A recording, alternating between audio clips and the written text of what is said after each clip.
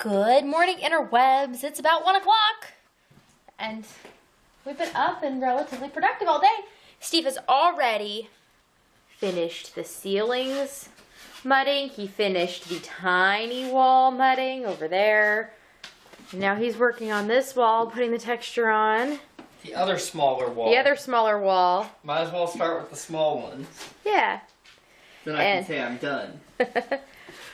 I picked up a little in the parlor, and I got the vlog put together and uploaded and all of that, and I cleaned up a little in the kitchen, and I helped my daughter make a cheese ball, which we're gonna have for lunch. And now I'm about to write above our door, underneath the mud and paint and all the things. Cause I thought it'd be cute to do that. So it's like, you know, our walls have like a message in them. And we were talking about what we're gonna write.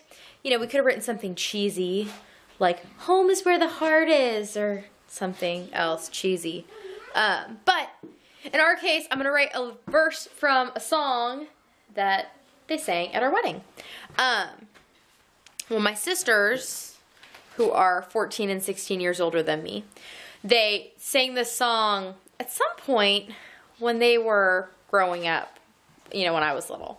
And when I was, I believe it's the year I turned 6, that Christmas, we made a tape, because it was back in the day, for my mom for Christmas. And we all, like, they sang all these songs that they'd sang together in church, and we recorded it at, like, a good piano, I don't know, like a studio room at the college my sister was going to.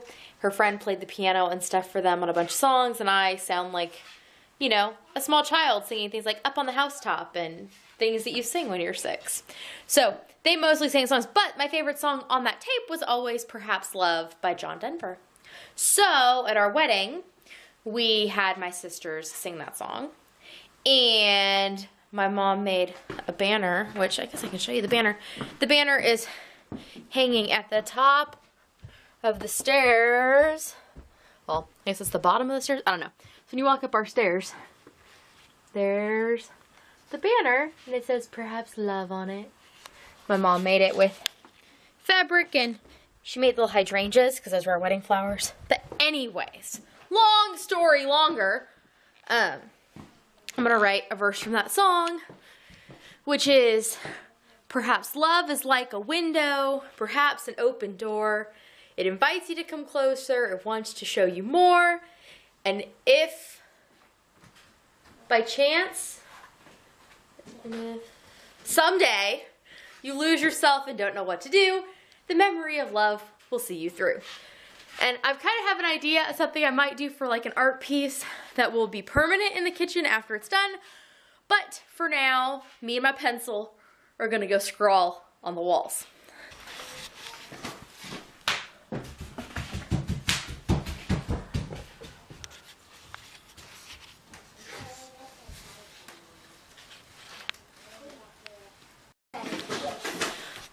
So I mentioned writing something cheesy, and Steve's like, I'm trying to think of something funny.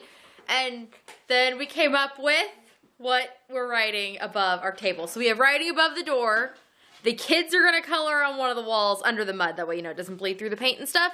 And then above where our dining table is going to go, it will say, as for me and my house, we will serve seconds. Because in case you didn't know, I really like having seconds. Even if it means I only have half a first, I really like seconds. Wow! How was that? That was wow factor.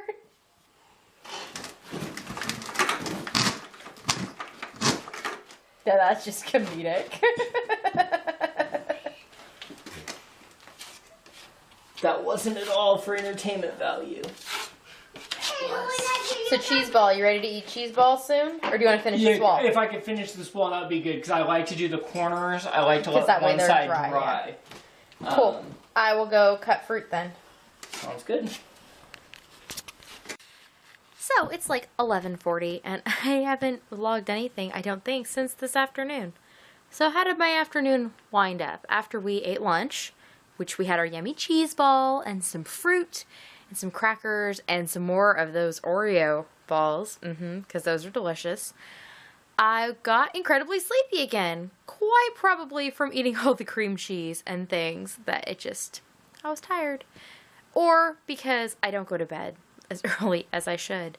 Because like right now, it's 11:40 and I should probably be getting ready for bed, but instead I'm talking to you, because that's normal. We had lunch and then I took a nap in my chair because I was kind of cold. So I rolled my desk chair up and I put my feet on the recliner and I tilted back and it was all warm from the wood stove, and Steve brought me a blanket because he said then it looked like I was more committed to the nap. I thought taking my glasses off meant I was pretty committed, but then I took a nap till the kids woke up. So I think it was a little over an hour, maybe an hour and a half. Stop, Jezebel. Stop. So I think I took a nap for a little over an hour and a half maybe. Cats and dogs and I don't know what their deal is.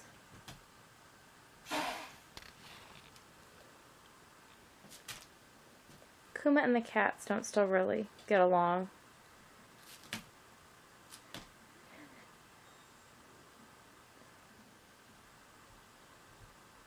But Amelia apparently is just like, I was here first. For many years first. Deal with it.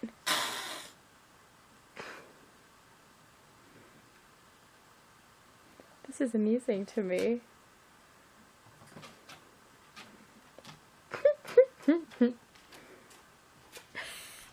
Anyways. Never a dull moment around here. So, after I woke up from my nap, we all just kind of hung out and did our thing. I baked that ham that Steve won at the city Christmas party for dinner. I put brown sugar and mustard on it, and it was tasty. I mean, I tend to prefer our ham better, and Steve was like, were you upset we didn't get a turkey? Yes, a turkey probably would have been better. But because it was like one of those fully cooked boneless hams. I never buy ham in that particular form, even when I buy ham. But it was fine. It heated up faster than the kind of ham I usually get. So that was good. And we had some mashed sweet potatoes with it too. And that was tasty.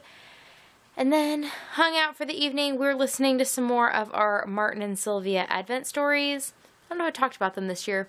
There is a website called Sparkle Stories where a guy named David does very, very good like original stories. And it's like a subscription service.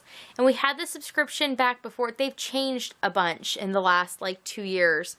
They got like an app and clearly their business has grown. But I subscribed several years ago, and the reason I liked it was because when you downloaded the things, you actually like owned the content. So I have the stories downloaded on my computer completely legally, and I can listen to them at my leisure on whatever device or whatever. So like I have some CDs that I had burned of those stories so we could have them in the different vehicles, you know, before we had all the tech that we have now, and also on the computer. So we were listening to the MP4s of that, and they did an Advent series one year. Advent in the sense of 25 days leading to Christmas, not Advent in any religious sense. Which is another reason I like Martin and Sylvia, because they are non-religious. Yay! There's not a lot of us in the world. Makes you feel kind of on the outside when you are. So that has been nice to listen to again this year. But we made it through like day 12, and then I'm really bad at things that I have to do every day, which is kind of ironic since I talk to you every day. But other than that, I'm very bad at doing things every day for many days in a row. So we we listened to I think 2, maybe 3 stories tonight, and we're just gonna keep doing that when it's convenient till we're through them all. And there's another series after the Advent series, which is called The 12 Days of Tullyport, I think.